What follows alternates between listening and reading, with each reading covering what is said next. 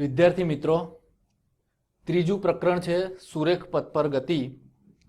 તો એનો પહેલા પ્રારંભિક ખ્યાલ આપણે મેળવી લઈએ કે ગતિ એટલે શું.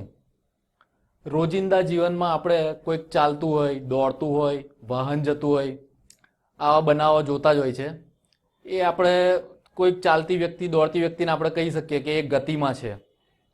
એ ઉપરાંત કેટલીક એવી ક્રિયાઓ પણ છે જે આપણે જોઈ શકતા નથી, જેમ કે પરમાણુમાં ઇલેક્ટ્રોનનું ભ્રમણ, વાયુઓના અણુઓ પણ ગતિ કરતા હોય છે પણ આપણને દેખાતા નથી.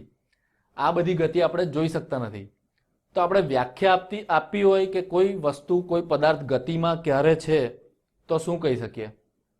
તો સામાન્ય વ્યાખ્યા એવી આપી શકીએ કે કોઈક પદાર્થ બીજા પદાર્થની સાપેક્ષે અમુક સમયગાળા દરમિયાન પોતાનું સ્થાન બદલે તો તે પદાર્થે ગતિ કરી છે એમ કહેવાય. ગતિની સામાન્ય વ્યાખ્યા શું આપીશું? કોઈ એક પદાર્થ છે, તેણે બીજા પદાર્થની સાપેક્ષે અમુક ચોક્કસ સમયગાળા દરમિયાન પોતાનું સ્થાન જો બદલ્યું હોય તો તે પદાર્થે ગતિ કરી કહેવાય. હવે આ ગતિના પણ અલગ અલગ પ્રકાર આવે છે, તે જોઈએ. એક છે સુરેખ ગતિ. કોઈ પદાર્થ એક જ પથ પર ગતિ કરતો હોય, એક જ અક્ષ પર, તો એ સુરેખ ગતિ કરતો કહેવાય. એ જ રીતે બીજો પ્રકાર છે ચાક ગતિ. વર્તુળ ગતિ, જેવી કે પૃથ્વીની, સૂર્યની આસપાસ ગતિ, ઇલેક્ટ્રોનની તેના કેન્દ્ર, પરમાણુના કેન્દ્રની આસપાસની ગતિ, એ ચાક ગતિ થશે. ત્રીજી છે દોલિત ગતિ. દોલનો, આપણે સાદા લોલકનું ઉદાહરણ જોઈએ છે, ઘડિયાળનું લોલક હોય છે, તેને દોલિત ગતિ કહેવાય. આ રીતે ગતિના પણ અલગ અલગ પ્રકાર છે. પણ આ પ્રકરણમાં આપણે માત્ર સુરેખ ગતિનો અભ્યાસ કરીશું, પણ તેની સાથે સંકળાયેલી વેગ, પ્રવેગ વગેરે રાશિઓનો પણ અભ્યાસ કરીશું. સુરેખ ગતિ દરમિયાન પદાર્થનો વેગ કે પ્રવેગ કેટલો હશે, કેવો હશે, તેની ગતિનું વર્ણન, એ દરેક બાબતોનો અભ્યાસ આપણે આ પ્રકરણમાં કરીશું. તો હવે જોઈએ કાઇનેમેટિક્સ અને ડાયનેમિક્સ. કાઇનેમેટિક્સ એટલે શું? અહીંયા આપણે પદાર્થની ગતિનો અભ્યાસ કરી રહ્યા છે. તો પદાર્થની ગતિનો અભ્યાસ જ્યારે તેના કારણોની ચર્ચા વગર કરવામાં આવે, પદાર્થની ગતિ કયા કારણે થઈ રહી છે, તેની પાછળ કયું બળ લાગે છે, એ બધા કારણોની ચર્ચા આપણે કરતા નથી, માત્ર તેની ગતિનું વર્ણન કરીએ છીએ, તો આવા અભ્યાસની શાખાને કહીશું કાઇનેમેટિક્સ.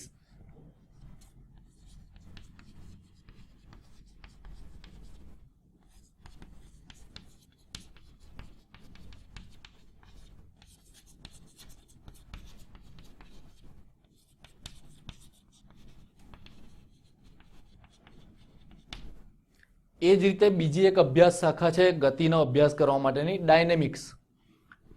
ડાયનેમિક્સ અભ્યાસ શાખામાં પદાર્થની ગતિનો અભ્યાસ, તેના કારણો, પદાર્થના ગુણધર્મો, તેની સાથે તેની ગતિનું વર્ણન કરવામાં આવે તો એ અભ્યાસ શાખાને કહીશું ડાયનેમિક્સ.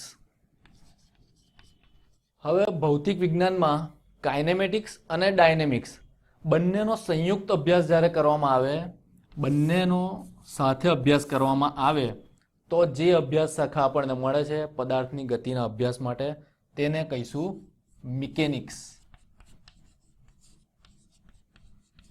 મિકેનિક્સમાં પદાર્થની ગતિના કારણો તથા તેના ગુણધર્મો સહિત પદાર્થની ગતિનું વર્ણન કરવામાં આવે છે. કણની સંકલ્પના. કણ, એની વ્યાખ્યા જોઈએ તો કણ એટલે કે બિંદુવત પદાર્થ કે જે દળ ધરાવે છે. પણ આપણે વાસ્તવિક જીવનમાં જોઈએ કે દળ ધરાવતો કોઈ પણ પદાર્થ હોય એ માત્ર બિંદુવત હોય, એટલે કે એને ઊંચાઈ કે જાડાઈ કે એવા પરિમાણ તો હોવાના જ. તો આ માત્ર સંકલ્પના છે, આપણે કલ્પના કરીએ છીએ કે એક એવું દળ ધરાવતું પદાર્થ છે કે જે બિંદુવત છે માત્ર. તો આવું અમુક સંજોગોમાં આપણે ધારણા કરવી પડે છે. જ્યારે પદાર્થની ગતિનું વર્ણન કરવું હોય ત્યારે અમુક એવા સંજોગો છે કે જેમાં પદાર્થને આપણે બિંદુવત ધારવો પડે છે, એટલે કે કણ તરીકે ધારવો પડે છે. તો એવા કયા સંજોગ છે? તો એ આપણે જોઈએ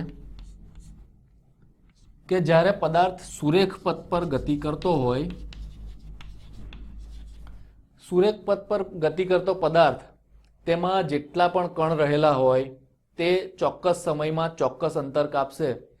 દરેક કણે કાપેલું અંતર સમાન જ હશે. તો આપણે કોઈ પણ એક પ્રતિનિધિ કણને લઈને એ પદાર્થની ગતિનું વર્ણન કરી શકીએ, કારણ કે દરેક કણે તેટલું જ અંતર તેટલા સમયમાં કાપ્યું હશે.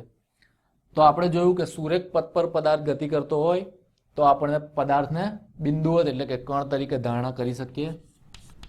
બીજી એવા સંજોગ છે કે જેમાં આપણે પદાર્થને કણ તરીકે ધારી શકીએ, જેમાં પદાર્થનો આકાર એટલે કે પરિમાણ એ પદાર્થો વચ્ચેના અંતર કરતાં બહુ જ નાના હોય. પદાર્થનો આકાર જ એટલો નાનો હોય કે તેમની વચ્ચેનું અંતર ખૂબ મોટું હોય. એવું એક ઉદાહરણ જોઈએ તો આપણે પૃથ્વી અને સૂર્ય વચ્ચેનું ગુરુત્વાકર્ષણ બળ માપવું છે. હવે પૃથ્વી અને સૂર્યનું ગુરુત્વાકર્ષણ બળ માપવું હોય તો એ બંનેના દળ કે એ બંને વચ્ચેનું અંતર આપણે માપવા નથી જવાના, પણ એ બંનેને આપણે બે કણ તરીકે ધારી લઈશું અને પછી એ બંને વચ્ચેનું ગુરુત્વાકર્ષણ બળની ગણતરી કરીશું. તો આવા સંજોગ હોય ત્યારે આપણે પદાર્થને કણ તરીકે ધારણા કરી શકીએ. એ નિર્દેશ ફ્રેમ. નિર્દેશ ફ્રેમ કોને કહીશું? કે જે કંઈક નિર્દેશ કરે છે. અહીંયા આપણે પદાર્થની ગતિનો અભ્યાસ કરી રહ્યા છે. તો કોઈક પદાર્થ ગતિમાં છે એવું ક્યારે કહી શકાય? એક ઉદાહરણ જોઈએ કે એક ટ્રેન છે જે ગતિમાં છે. હવે ટ્રેનમાં એક બેગ પડેલી છે. એ જ ટ્રેનમાં એક વ્યક્તિ છે. ટ્રેનમાં ઊભેલી વ્યક્તિ બેગને જોશે તો એને સ્થિર જણાશે, પણ કોઈ પ્લેટફોર્મ પર ઊભેલી વ્યક્તિ હોય કે જે બહાર ઊભી છે ટ્રેનની, તે ટ્રેનને પણ ગતિમાં જોશે અને બેગને પણ ગતિમાં જોશે. તો અહીંયા એક જ બેગ એક જ વસ્તુ છે, પણ બે અલગ અલગ વ્યક્તિ કે જે બહાર ઊભી છે અને એક વ્યક્તિ કે જે ટ્રેનની અંદર છે, એના માટે બેગની ગતિ અલગ અલગ દેખાશે, કારણ કે બહાર ઊભેલી વ્યક્તિને ટ્રેન અને બેગ ગતિમાં દેખાશે, જ્યારે ટ્રેનની અંદર રહેલી વ્યક્તિને બેગ સ્થિર દેખાશે, કારણ કે એ પોતે પણ વ્યક્તિ ટ્રેનમાં છે. એનો અર્થ એવો થયો કે પદાર્થની ગતિનું વર્ણન કરવું હોય તો આપણે કયા સ્થળેથી કેવા સંજોગોમાં પદાર્થની ગતિનું અભ્યાસ કરી રહ્યા છે તે પણ જાણવું જરૂરી છે. તો એક વ્યાખ્યા આપીએ કે પદાર્થ ગતિમાં છે એવું ક્યારે કહેવાય? તો એના માટે એક નિર્દેશ ફ્રેમ તરીકે આપણે એક સ્થળને લેવું પડે કે જ્યાંથી આપણે પદાર્થની ગતિનો અભ્યાસ કરતા હોય. તો એ નિર્દેશ ફ્રેમની વ્યાખ્યા આપે કે અવલોકનકાર જે સ્થળેથી અને જે સંજોગોમાંથી પદાર્થની ગતિનો અભ્યાસ કરી રહ્યો છે તે સ્થળને આપણે નિર્દેશ ફ્રેમ કહીશું. આમ અહીંયા તમે જોયું કે નિર્દેશ ફ્રેમ જરૂરી છે પદાર્થની ગતિના અભ્યાસ માટે. નિર્દેશ ફ્રેમના પણ પ્રકાર છે, જડત્વીય નિર્દેશ ફ્રેમ અને બીજી છે અજડત્વીય નિર્દેશ ફ્રેમ. આ બે પ્રકારની નિર્દેશ ફ્રેમનો અભ્યાસ આપણે પ્રકરણ 5માં કરીશું.